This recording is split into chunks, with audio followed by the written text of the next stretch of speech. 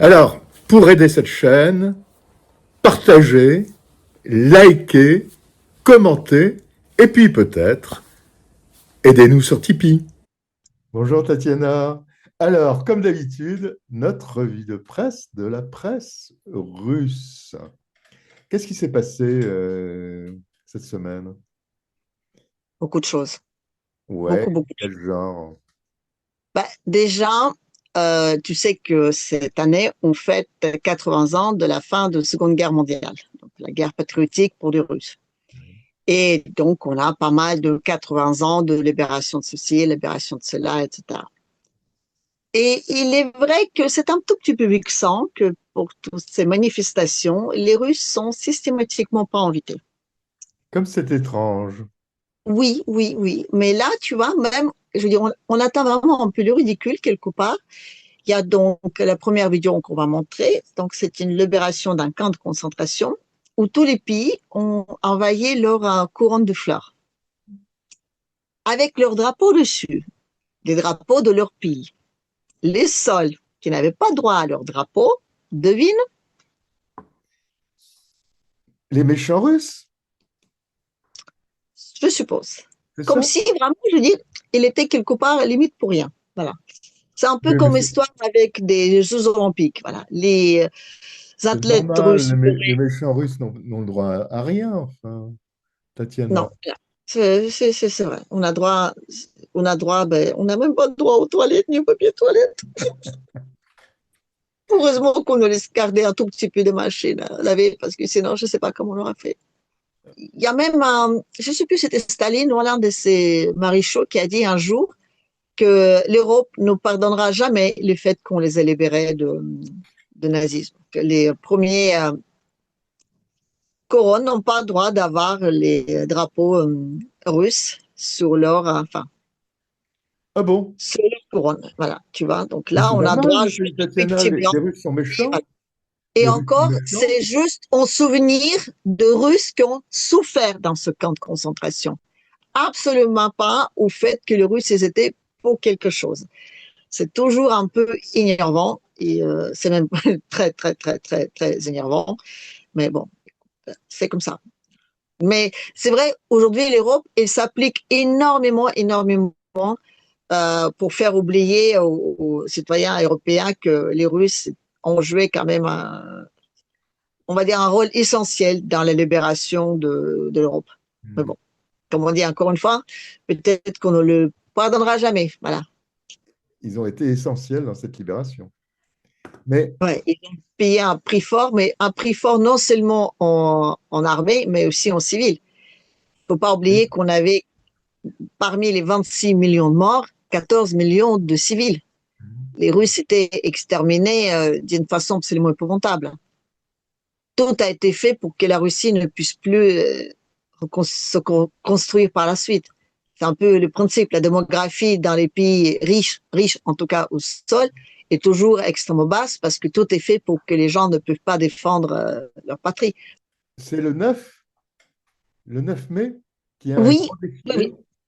Alors, parce que pour comble, encore une fois, la paix a été donc, la capitulation était donc signée, la première version uniquement en anglais, et c'est Staline qui a insisté pour avoir une version russe.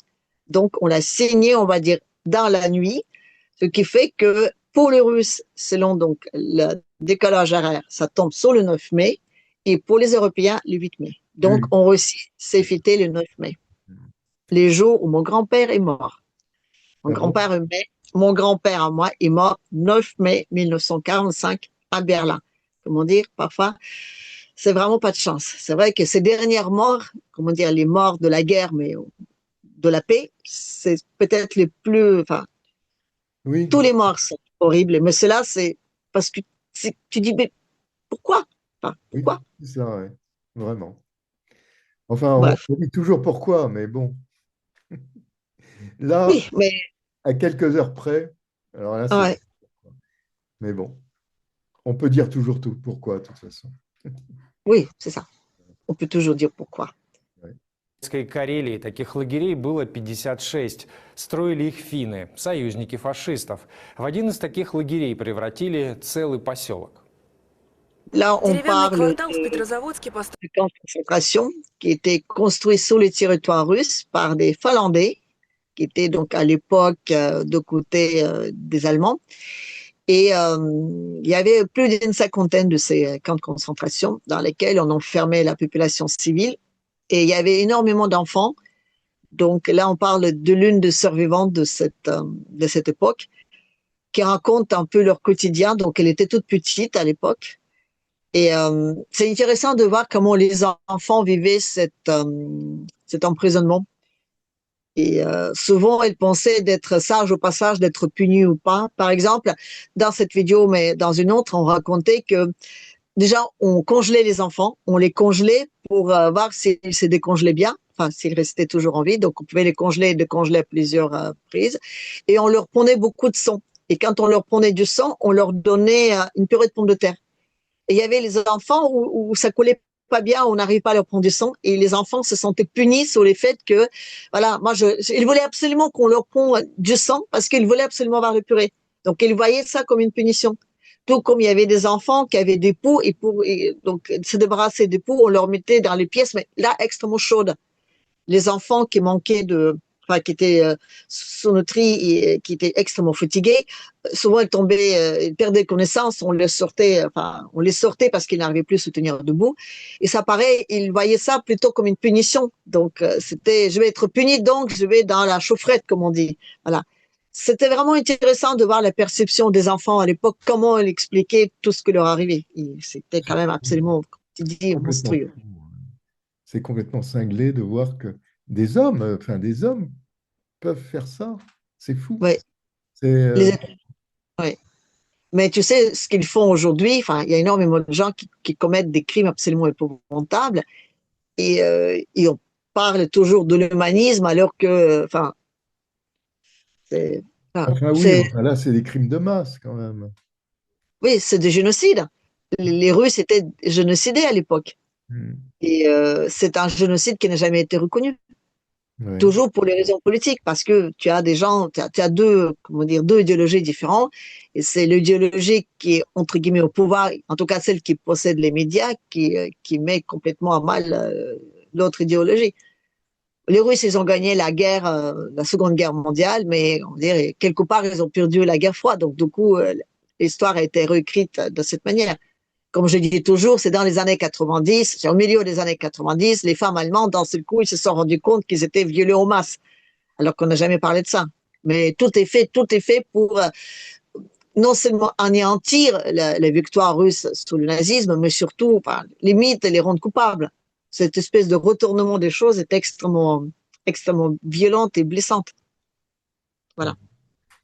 Et en parlant de génocide, là, bientôt, le 17 avril, les Khmers rouges, ça fera 50 ans qu'ils étaient rentrés à Phnom Penh. 1,5 million de morts en parlant de génocide.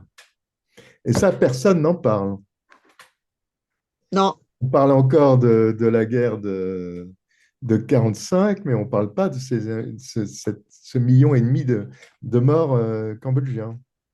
C'est là on dit que celui qui possède les médias possède les esprits des gens.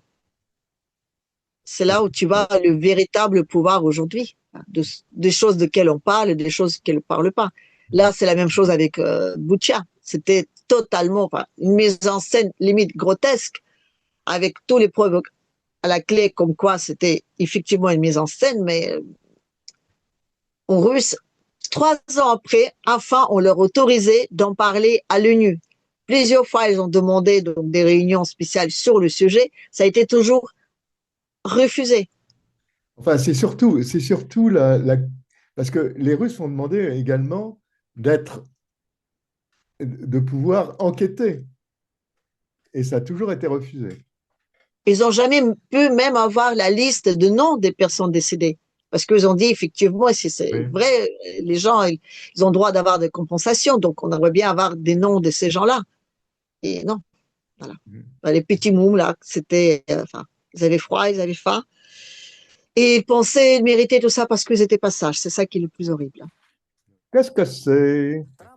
Ah, c'est une personne que je suis pas mal, commencé un peu Президентство вышел. Второй, 4 года его ломали, ему ограничивали, но он смог пройти, сплотить под себя партию. Ah, il parle de Trump, là? Ah oui, c'est le président Trump. Il parle des problèmes de Trump. par rapport à ce qu'il fait aujourd'hui. Ils disent, vous imaginez cet homme-là, les premières 4 années où il était au pouvoir, on l'a écrasé, on lui a collé je ne sais pas combien de procès, on lui a empêché de mener son politique, on lui a mis dans les pattes plusieurs personnes qui travaillaient contre lui.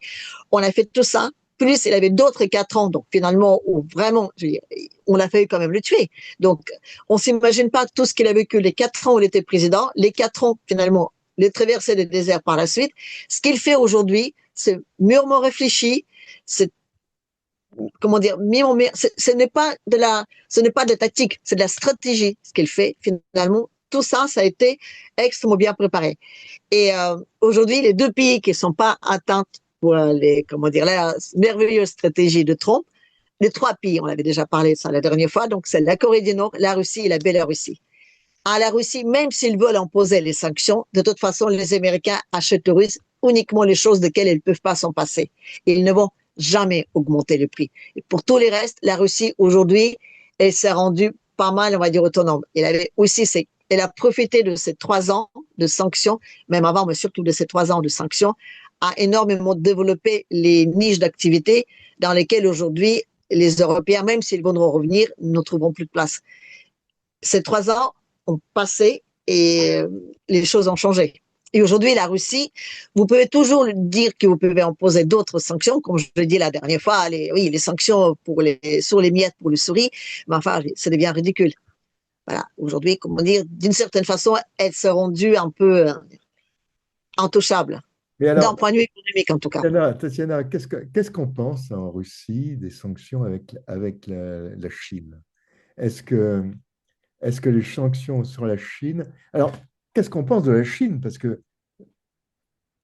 la Chine, elle a joué pas mal un rôle un peu double.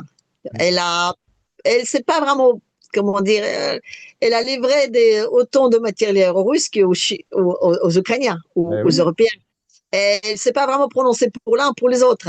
Elle a toujours fait, comment dire, cette position neutre. Donc, on dit aujourd'hui, les Russes, ils peuvent tout à fait prendre une position neutre dans tout ce qui se concerne à la guerre des Chinois contre les autres. Même s'ils disent qu'il y a certaines choses sur lesquelles la Russie ne reviendra jamais, tout comme par exemple l'accès à la mer. Parce que l'accès à la mer aux Chine aujourd'hui, il n'est que sur la route du Nord, parce que tout ce qui est en bas, je ne sais pas comment ça se fait, mais les îles autour, ils sont devenus démocratiques. Oui, mais la Chine est très ambivalente. La Chine, aujourd'hui, est un peu bizarre, là. Hein. La Chine, aujourd'hui, elle va se mettre de côté des mondialistes et surtout de côté des Européens, parce qu'elle a tout l'intérêt que le dollar survive, parce qu'elle possède énormément encore la dette européenne. Elle n'est pas encore prête pour une année, on va dire, de BRICS. C'est d'ailleurs elle qui freine. La Chine, aujourd'hui, c'est celle qui vend énormément là-bas. Donc, finalement, aujourd'hui, on va se retrouver dans un énorme invendus en Chine par rapport à les Américains. Tous ces invendus-là, ils vont aller en flot en Europe. Donc, du coup, les Européens, ils sont aussi obligés de jouer un peu protectionniste. En gros, tout ce qui se passe aujourd'hui, ça ne fait pas vraiment contre la Chine. Ça fait curieusement, contre le fonctionnement de commerce mondial tel qu'il existe. Et pourquoi? Parce que ça va couper, on va dire, les vivres et le pouvoir aux réserves fédérales. Et c'est la réserve fédérale aujourd'hui qui possède les États-Unis. C'est la plus grosse dette. Et aujourd'hui, on va dire, ce n'est plus un pays. C'est devenu un vassal de la réserve fédérale. Je l'appelle ça comme ça, mais on va dire de finances, de banques ou d'investisseurs. Et si aujourd'hui Trump, il veut reconstruire son pays, s'il veut le réindustrialiser, il faut mettre fin à ce fonctionnement où la finance a tous les pouvoirs. Et pour ça, on a déjà essayé de récupérer le fait d'imprimer l'argent. C'était Kennedy, on sait comment il a fini. On a déjà essayé de sortir la réserve fédérale de protection des Américains et surtout de leur armée, entre guillemets, de la rendre plus neutre. C'était Transcan, on sait aussi comment elle a fini. Bon, on l'a pas tué, mais enfin, c'est tout comme. À chaque fois, quand on a touché à la réserve fédérale, ça c'est mal fini. La réserve fédérale, on ne peut pas toucher. Donc Trump, qu'est-ce qu'il fait? Il le prive de son pouvoir. Si l'économie mondiale aujourd'hui est freinée, on n'a plus besoin de dollars.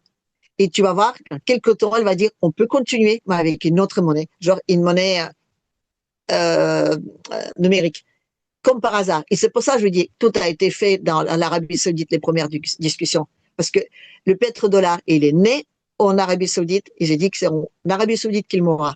À partir du moment quand l'Arabie Saoudite est prête à faire du commerce de pétrole avec une monnaie dans laquelle les Russes et les Américains se retrouvent, qui sera, elle, indexée à l'or, le dollar est mort.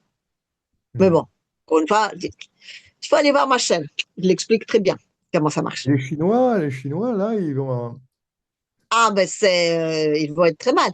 Ils vont se retrouver avec trop de dettes, trop de dollars, et les dollars étant... Si les États-Unis, elles déposent un défaut de paiement, en disant qu'on se dédollarise de la dette, et les Chinois, ils sont morts. Alors, il faut une guerre ou quoi? Je ne sais pas. Je ne sais pas, mais Trump, c'est pas vraiment son style, la guerre. Tous les guerres qu'on lui impose, entre guillemets, aujourd'hui, que ce soit le Yémen, que ce soit Israël, que ce soit donc la Syrie, toutes ces guerres-là, on lui impose, il n'a pas envie de les avoir. Trump, c'est un marchand. Il n'a pas les moyens non plus. Et il n'a pas les moyens.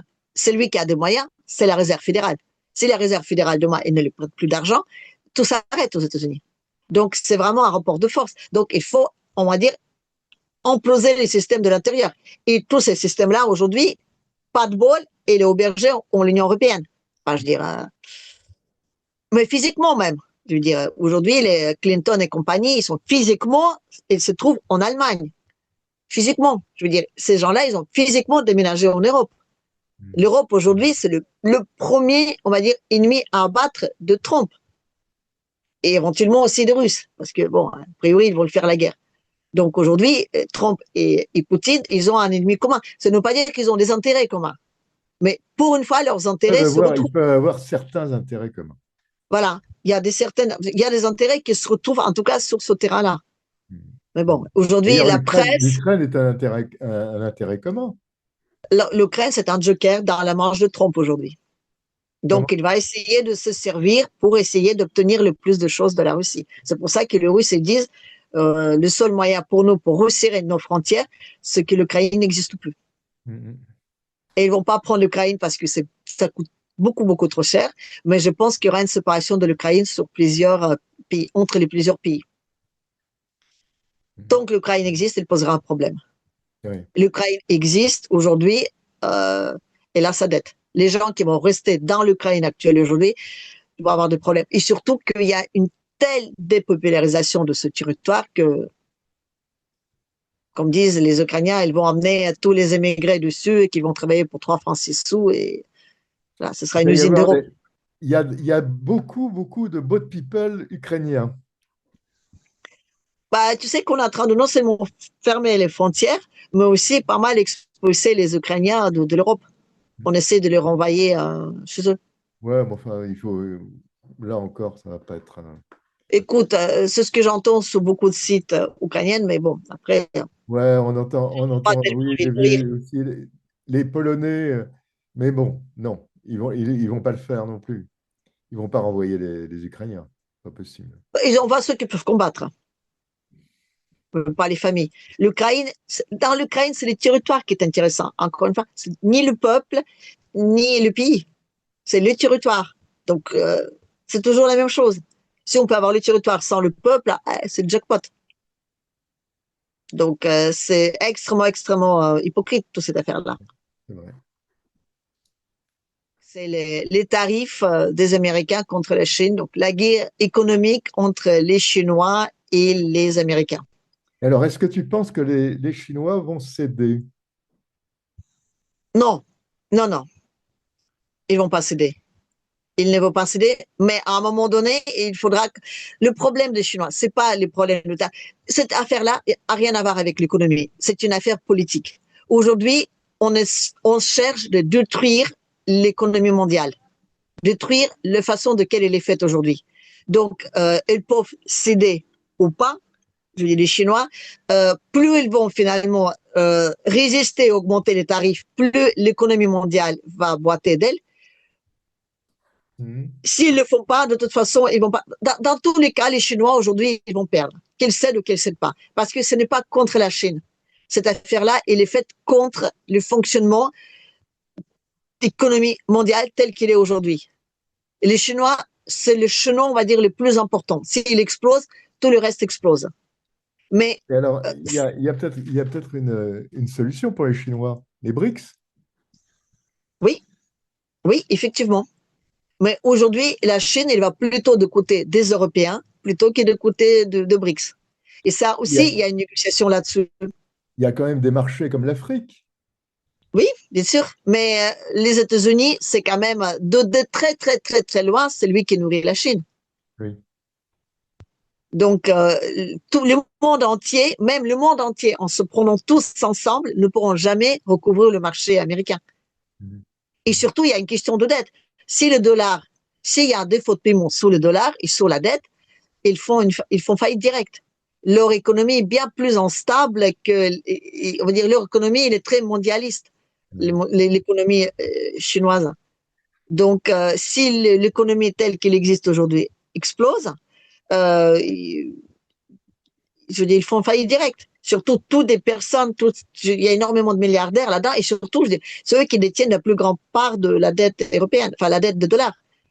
Si on pose un défaut de paiement sur le dollar, si les Américains se désolidarisent de la réserve fédérale, la Chine est fait faillite directe. Donc, à un moment donné, il faudra qu'ils essayent de trouver un compromis pour au moins de perdre le moins de choses possible. Mais là, ce qu'ils font aujourd'hui, c'est de tout. Aujourd'hui, aujourd'hui, ce qui se passe, aujourd'hui, à tout prix, il faut détruire Trump. Voilà. Si on va bien, qu'on n'arrive pas à l'éliminer, ils vont trouver un compromis. Pour le moment, il y a toujours l'espoir de détruire Trump et de détruire Trump avec l'Ukraine. Si dans la guerre en Ukraine continue, s'il y a l'escalade, Trump, finalement, on peut toujours lui reprocher ça. Donc, encore une fois, on va jouer cette carte de l'Ukraine. Oui, mais alors, les Chinois et les Russes sont comme ça, là. Non. Non, mais ça n'est ils n'ont pas du tout les mêmes buts. La Chine, tu as deux Chines.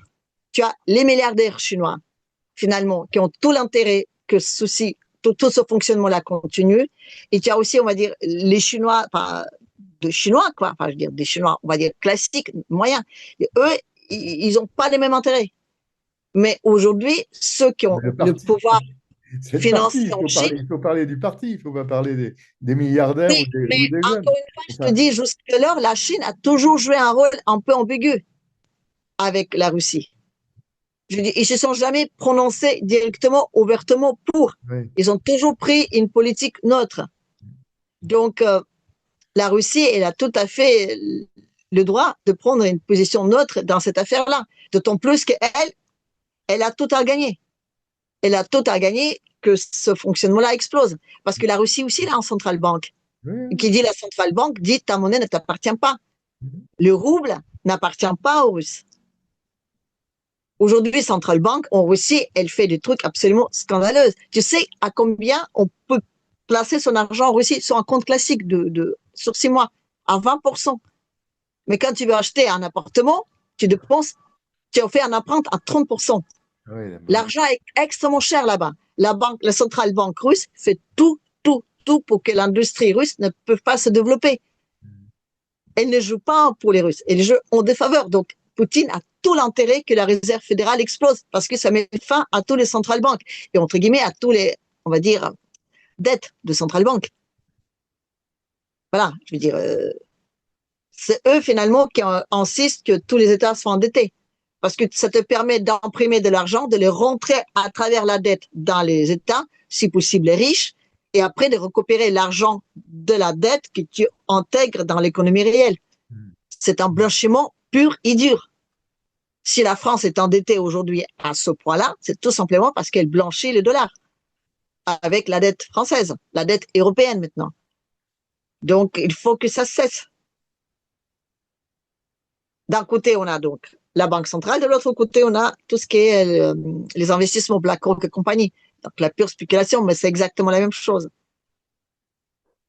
On Alors, produit du voyons un faux peu. argent blanchi, notamment à travers les dettes des États. Donc ça, c'est des jolis petits soldats britanniques qui se préparent donc à aller pour 5 ans sur le territoire ukrainien, donc pour apprendre les Ukrainiens comment faire la guerre. Voilà. Donc il y aura donc 6 Et pays qui alors, comment pensent on fait la la guerre en coalition de Ukraine? ceux qui souhaitent. Voilà. Il y a des bonnes volontés. Voilà. C'est de la bonne volonté qui va aller donc se faire arracher un joli petit emballage pour. C'est étonnant de lire les commentaires, surtout de Russes, sur toutes ces images-là. C'est Oui. justement de là où ça sort le fait de dire tiens, ils sont encore tout beaux, tout neufs. On les a pas encore sortis de l'emballage. Bref, c'est. Et il y a, Oui, on en parle et on commente beaucoup cette merveilleuse idée de soldats de la paix. alors, C'est. Tatiana, à propos des États-Unis, est-ce que tu crois qu'on va arriver à un accord? À quel accord? À un Si accord l'Ukraine ne militaire? signe pas la paix, à quel accord on peut arriver? C'est quand même l'Ukraine qui doit être d'accord. L'Ukraine n'est pas d'accord. Les autorités ukrainiennes aujourd'hui ne sont pas d'accord avec ça. Donc, les Russes et les Américains, aujourd'hui, ils discutent pas du tout pour la paix, ils discutent sur les éventuelles façons d'en discuter. Mais tout comme avant, on discutait tout le temps qu'on voulait avec les Ukrainiens sans éviter du russe, c'était la même chose. Les Ukrainiens aujourd'hui sont pas d'accord. Donc, ce n'est même pas sûr que les Américains et les Russes parlent aujourd'hui de cette affaire-là. Ils ont beaucoup d'autres choses à parler. Mais tant que l'Ukraine reste bloquée sur cette position, tant que l'Europe la soutienne, il n'y a aucune raison pour que ça s'arrête. Et l'Europe aujourd'hui, elle est catégorique. Il faut absolument faire la guerre pour la paix. Hmm. Donc, même si l'Ukraine aujourd'hui, on va dire, il y aura quelconque changement, on a toujours l'Estonie, la fameuse qu'on dit à tout le monde que la Russie va attaquer et qui systématiquement arrête tous les bateaux russes, parce qu'il n'y a qu'un seul passage vers le nord et vers le sud, c'est par la mer Noire, systématiquement tout arrêté. Donc, on a d'un côté le Kaliningrad, donc une petite verrue sur les bons visages européens, donc cette petite enclave russe qu'on a déjà essayé, on va dire, bloquer plusieurs fois. Mais chaque fois, ça a été débloqué, mais c'est quand même limite parce que si le Kaliningrad est bloqué, c'est un acte de guerre, donc les Russes seront obligés de réagir. Et il y a la Transnistrie. Donc, on sait déjà que la personne comment dire, d'une région autonome à laquelle donc on a accordé les droits d'autonomie en Moldavie est déjà mis en prison. Donc, on n'a toujours pas de nouvelles d'elle, elle n'est toujours pas libérée. On a parlé d'elle la dernière fois. Oui, Donc, on mais prépare aussi des tensions militaires de ce côté-là. Donc, cette Washington, guerre-là, oui, on n'a mais pas en Europe en tout cas. les Américains ont quand même des moyens de pression. Oui, mais les Américains, quel Par exemple, Américain? Starlink, il pourrait couper Starlink. Alors, les Starlink, c'est plus compliqué que ça. Les accords de Starlink, ils n'ont pas été signés avec des Ukrainiens, mais avec des Polonais. Hmm. Donc, c'est la Pologne donc, qui donc accorde les droits au Starlink aux Ukrainiens. C'est, Et comment Starlink, dire, un peu plus complexe. Je ne sais pas jusqu'à quelle limite il a la mainmise dessus. Mais après, voilà, les Américains aussi, ça les arrange quand même un peu, cette affaire-là. Donc, l'Ukraine, c'est un peu une pièce dans la grande négociation sur le monde qu'il y a entre les Américains et les Russes. L'Ukraine, c'est un peu un joker. Donc, les Américains, tant que ce joker-là existe, ils vont toujours l'utiliser. De dire que Trump, c'est l'homme de la paix. Non, Trump, c'est l'homme qui veut changer un système mondial tel qu'il existe, basé sur la prédominance et sur tout pouvoir de la réserve fédérale, les États-Unis y compris. Et pour faire ça, il est obligé d'exploser ce système-là. Et pour exploser ce système, il y a 12 choses à faire. La première, c'est de, entre guillemets, se protéger d'une façon quelconque dans un endroit auquel on n'a pas d'accès. Désolé, c'est donc les dictateurs sanguinaires. Et de l'autre côté, il faut que l'Arabie saoudite soit d'accord sur le fait qu'on fasse le commerce sur le pétrole avec d'autres monnaies que le dollar. D'où tous ces échanges chaufforés, on va dire, en Arabie saoudite. Là, ils sont passés en Turquie. Bon, je ne sais pas de quoi ils vont parler là-bas, mais pareil. Les intérêts, on va dire, la Turquie, c'est aussi c'est l'armée la plus importante de l'OTAN. Si effectivement l'OTAN va absolument rentrer en guerre, il est indispensable que la Turquie reste à l'extérieur. Il y a il y a beaucoup, beaucoup de choses qui se jouent aujourd'hui dans le monde. Il n'y a pas que, on va dire, l'Ukraine. L'Ukraine, c'est un joker du côté américain. Mais c'est aussi un joker que l'Europe a contre les Américains. Et les États-Unis, les États-Unis? Tu as les démocrates, tu as des républicains. Il y a une très grande part des démocrates aujourd'hui, il est en Europe. Tu as une organisation otanienne qui est là-dessus. Alors, l'Ukraine va continuer, ça va continuer la guerre? Ou alors elle peut Ben, s'arrêter quand même? L'Ukraine, elle va continuer la guerre tant qu'elle peut le continuer. Non, mais ça veut rien dire ça. Tant qu'elle peut, c'est-à-dire. Tant qu'elle peut, c'est-à-dire Mais qu'il oui, faut mais que il faut que le France tombe. s'il y a plus de matos américains, ils ne pourront pas. La Russie, Alors, il y a les hommes. c'est ce que je viens de dire, tant qu'ils peuvent, tant qu'ils ont des moyens, ils vont continuer à le faire. Tant qu'ils ont des moyens. L'Europe a énormément de choses à perdre dans cette guerre-là. Donc, ils vont continuer à l'entretenir tant qu'ils peuvent le faire. C'est non seulement ils pensaient on va dire, se refaire sur tout le butin qu'ils allaient récupérer en Russie, non seulement ils vont pas se refaire, mais en plus ils ont dépensé énormément. Donc, non seulement c'est plus, on dirait, une affaire, je veux dire, égal à égal. Non, là, ils sont à une énorme chute. Ils perdent énormément. Ils ne peuvent pas s'arrêter tel que c'est aujourd'hui. Ils vont au moins récupérer, comme ils disent, il faut qu'on récupère au moins ce qu'on a investi là-dedans. Donc, tant qu'ils n'ont pas réussi de grappiller un tout petit peu de sous de quelque part, ils n'arrêteront pas. Moi, je suis étonné par quelque chose, Tatiana. C'est Zelensky. Comment se fait-il qu'il soit encore là? Il est protégé par les Britanniques. Oui, alors. C'est les soldats de Mi-6 qui le Les protègent. Britanniques, c'est les gens les plus. Mais je ne suis pas sûr que les Britanniques ne tournent pas kazakh, eux. Les Britanniques, ils ont signé un accord avec les Ukrainiens sur 100 ans sur le fait qu'ils peuvent disposer de tous les territoires ukrainiens tant qu'ils veulent, tous les territoires officiels, la Crimée comprise, et tous les oblasts que la Russie a pris aujourd'hui. C'est un papier qui vaut énormément d'argent. Une fois que la paix est signée, ils vont la vendre à la Russie pour récupérer au maximum. C'est mieux que ça. Ils ne vont pas bénéficier de l'Ukraine. Ils veulent vendre tout ça à la Russie. Vous avez les territoires, mais tout ce qu'il y a dessus, ça nous appartient. On vous vend ce papier-là. Les Américains aujourd'hui, ils vont avoir les mêmes papiers. Les batailles aujourd'hui sur les ressources-là, c'est une bataille entre les Américains et les Européens. C'est celui qui veut finalement réussir à vendre l'Ukraine aux Russes. C'est mieux que ça. Ils s'en fichent de l'Ukraine. Aujourd'hui, ils veulent récupérer l'argent qu'ils ont investi là-dedans. Il y a un ticket d'entrée, un chèque de 105 milliards. Vous le faites, vous la prenez. C'est tout. Aujourd'hui, c'est une affaire entre les Britanniques et les Américains. Ce n'est que ça. Désolé, mais tout ce qu'on nous raconte, c'est des énormes pupilles. Et ce qui est intéressant là-dedans, c'est que la France, il ne récupère rien. Oui. Aujourd'hui, Macron, il ne travaille pas pour les Français. Oui, oui. Пункт управления, провел там совещание. С начала года на Изюмском участке наши военные освободили 18 населенных пунктов, взяли под контроль больше 300 квадратных километров территории. Oui.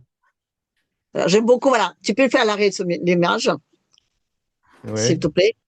Tu vois, la personne qui est assise là, tu vois, là au milieu, ça, c'est un monsieur Belarusov. C'est un peu mon chouchou en moi. Voilà. Il y a un petit un visage un peu d'ange, voilà. Donc, il est assis sur le côté. Avec la lunette? Non, c'est celui qui est sans lunettes. Donc, c'est le nouveau ministre de Défense russe. Et elle est, enfin, elle a un franc-parler. Elle rentre dedans d'une façon absolument épouvantable. Et surtout, il est mis sur ce poste-là pour lutter contre la corruption qu'il y a dans l'armée russe. Écoute, moi, ce que je sais, c'est qu'elle est en train de faire un sacré nettoyage parmi les hauts gradés de l'armée russe aujourd'hui sur tout ce qui est corruption. Ça saute comme des petites crêpes à droite, à gauche, parce que la guerre, pour faire la corruption pendant la guerre, c'est un moyen de s'enrichir. Je ne sais pas si on a inventé mieux que ça. Voilà. Et c'est la personne qui est mise sur ce poste-là pour faire le nettoyage. Et j'adore parce qu'elle a ce visage un peu. Il a un visage.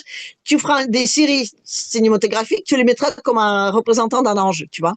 Pour moi, elle a vraiment un profil. Et c'est une sacrée poigne. Donc, ça tombe énormément. Voilà. Donc, je voulais montrer cette vidéo parce que je parlais dans mes vidéos à moi, la dernière vidéo, je parlais de ce personnage-là.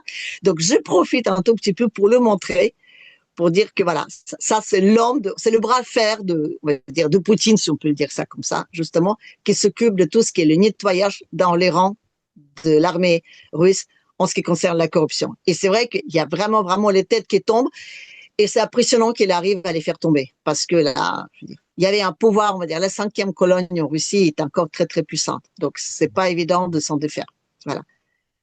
Et donc là, il est en train d'accrocher des décorations. Normal, c'est quand même un petit peu son job aussi. C'est simplement que quand on l'a mis sur ce poste-là, tous les Russes se disent « Oh, ça va chauffer ». Parce que là, sa spécialité, c'est justement de repérer tout ce qui est, de repérer tous les voleurs, quoi. De tout ce qui est corruption. Donc, il est très, très fort dans ce domaine. Quand on l'a mis sur... Alors, c'est que 30% de population russe sont musulmans. Oui. Et là, donc, c'est la fin du Ramadan. Donc, c'est une grande fête, la fête annuelle de tous les musulmans. Et tu as des places entières, des rues entières en Russie, notamment à Moscou, qui sont donc plein de musulmans qui fêtent cette fête. Et c'est quelque chose qui est très, très, très respecté et plutôt bien vu. Ça, c'est à Moscou. Tu vois les musulmans devant les mosquées parce qu'il n'y a pas assez de place dans les mosquées, donc qui s'assemblent pour cette fête de fin de Ramadan. Il y a vraiment parfois des places entières en Russie avec des croyants. C'est vrai que je vois mal ce genre d'événement à Paris, alors qu'il y a aussi beaucoup de musulmans. Mais bon. C'est arrivé, hein. Oui, mais est-ce qu'on a vraiment des rues entières et des places entières qui sont accordées aux croyants? Je ne sais pas. Mais en tout cas, là, on voit donc. Moi, j'avais vu à Marseille des rues entières qui étaient complètement couvertes. Et la rue, c'était marrant, elle s'appelait la rue du Bon Pasteur. Ah oui, c'est amusant. Voilà. Ben là, donc, on voit ça à Moscou. La fin de Ramadan à Moscou. Oui. Et donc, c'est une grande fête parce que c'est la fin du Ramadan, donc la fin du jeûne. C'est une grande fête et M. Poutine, il souhaite la bonne fête à tous les musulmans de la Russie et du monde entier. C'est une religion qui est donc considérée une religion d'État, enfin pas d'État, mais donc de pays, au même titre que l'orthodoxie, que le judaïsme et que donc hindouisme, bouddhisme et d'autres. Comment dire, c'est un bon rêve qu'ils ont, mais c'est un rêve qui reste un rêve parce qu'il manque de sous-sous. Voilà. Donc, Туринговая миссия не встретила поддержки остальных участников.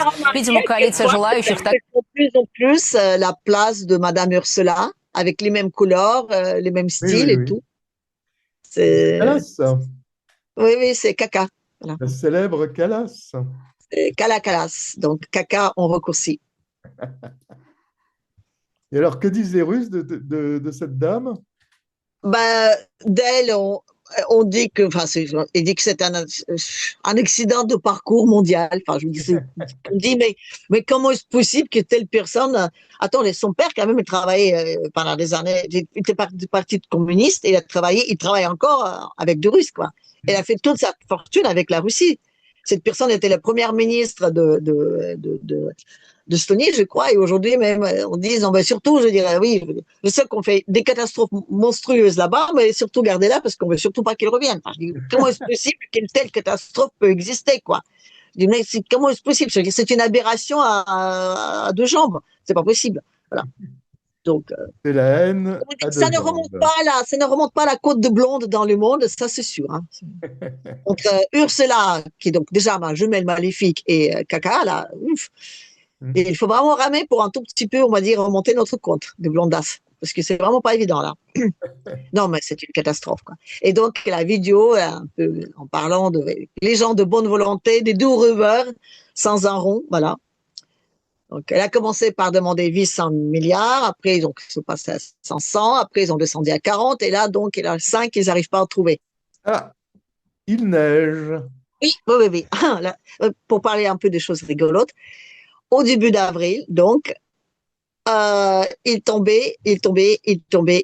Voilà. Il a tombé, je ne sais pas combien de centimètres de neige. La chose qui est drôle dans cette affaire, c'est que quand tu as une voiture en Russie, tu as un rituel 2 fois par an, absolument incontournable. Ça s'appelle changer les pneus de voiture. Oui. Donc, tous ceux qui ont changé les pneus pour aller, parce que là, il y a des files d'attente, il faut s'inscrire, enfin, tous les automobilistes en masse arrivent pour changer donc, les pneus de voiture, passer de pneus d'hiver à pneus d'été. Là, on ne connaît pas Et ça. les Donc, pneus neige, des pneus neige aux pneus alors là, c'est voilà. Et donc, tous ceux qui ont changé les pneus neige en avance pour ne pas justement être dans ce caillou se sont retrouvés avec des bouchons et des catastrophes. Donc, il y avait beaucoup de routes qui étaient bloquées parce que les petits malins, justement, avec les pneus neige, enfin, plus avec les pneus neige, les pneus d'été qui se sont retrouvés sur les autoroutes avec la neige. Donc, ça a produit énormément d'accidents. C'était un tout petit peu rigolo. Il y a des petits vues de Moscou. Mais ça fait surtout parler de réflexion sur cette histoire de neige. Et moi, j'ai pas de voiture en tout cas en Moscou, mais à chaque fois, les préoccupations, comment, les calculs savants. Donc, il faut arriver à changer les pneus avant que finalement tout le monde arrive. Mais il faut quand même pas les changer trop tôt parce que voilà, on peut se retrouver avec la neige qui tombe un tout petit peu d'une façon en improviste. Et donc, il y avait sur les autoroutes, il y avait énormément de bouchons parce qu'il y a énormément d'automobilistes qui ont eu des accidents parce qu'ils ont changé le pneu tôt. Voilà. C'est des petits sagas de pneus neige et des pneus pas neige de la Russie. Donc, nous, on le connaît pas, mais là-bas, effectivement, comme je dis, c'est les rituels pour tous les automobilistes. Лучший друг Украины, но и человек бесконечно экологически озабоченный. Я хочу, чтобы Европа стала первым климатическим. C'est pas seulement les meilleurs amis de l'Ukraine, et c'est pas seulement les personnes qui vont absolument sauver tout le monde en achetant des vaccins, on ne sait pas comment, mais c'est aussi une grande propagandiste de tout ce qui est donc l'industrie verte. Voilà. Et il dit qu'on vient de découvrir qu'il a dépensé énormément d'argent dans tout ce qui était la propagande de l'industrie verte, en oubliant quand même d'en parler que l'industrie verte n'est pas si verte que ça, parce que effectivement, on va dire, il y a plein des mésavantages qui vont avec, à commencer par tous les bois et tous les forêts qui sont coupés pour installer toutes ces jolies petites choses qui travaillent avec du vent, en oubliant que ça détruit totalement tout l'écosystème autour. Voilà, donc c'est ce que ça donne, en disant que toutes ces choses-là, il faut les échanger, donc c'est extrêmement polluant parce qu'on ne sait pas comment les faire et quoi faire avec, donc ils sont imposés. On dit qu'on n'a toujours pas sait gérer les problèmes de tous les batteries qui expirent beaucoup plus vite que les batteries, on va dire, classiques, et que les voitures électriques sont beaucoup, on va dire, ils sont pas très réparables, donc question écologique, c'est monstrueux. Et il montre aussi les personnes qui essaient donc de lutter pour sauver la planète. Et là, c'est très drôle parce que ces deux personnes, pendant le concert, ils ont collé leurs mains au pupitre. Ils ont juste pas pensé que le pupitre est démontable. Du coup, on les a enlevés avec le pupitre et avec les mains qui sont collées dessus. Voilà. Et là, donc, on a la nouvelle stratégie de l'Union européenne, c'est de laisser l'Ukraine, on va dire, dans sa zone, on va dire, pure, hein, sans hommes, sans industrie, sans rien. Voilà. Et donc, ça, c'est les gens qui essaient de sauver la planète, ils font des activités. Il paraît donc effectivement qu'on a découvert aujourd'hui qu'il y a énormément d'argent des Européens, enfin de l'Union européenne, qui était donné à toutes les associations qui faisaient la promotion et toutes ces actions-là pour rendre l'industrie le plus verte possible. Voilà. ONG Berthe. En précisant effectivement qu'on oublie toujours de montrer les revers de cette pièce. Mais oui. Que l'industrie verte n'est pas, comment dire, la plus verte qu'il soit. Alors, on a fait le tour, là? Oui, je crois. Ah, génial. Attends, j'ai un problème. Oui, on a fait le tour. Ben, écoute, Tatiana, c'est génial. Encore une fois, ça a été absolument fabuleux, cette revue de presse. Alors, fabuleux, oui, je l'accepte. N'oublions pas ta chaîne, Tatlarus. Il faut se ruer voir sa chaîne. C'est très en masse. D'autant plus que j'ai des gens qui me font des compliments en me trouvant presque aussi jolie que Brad Pitt, mais en version fille. Oh, je suis très fière de ça. Mais ne t'en fais pas, tu es très jolie. Comme Brad Pitt. Pareil. En version fille. Eh bien, écoute, à la semaine prochaine, Tatiana. Merci beaucoup.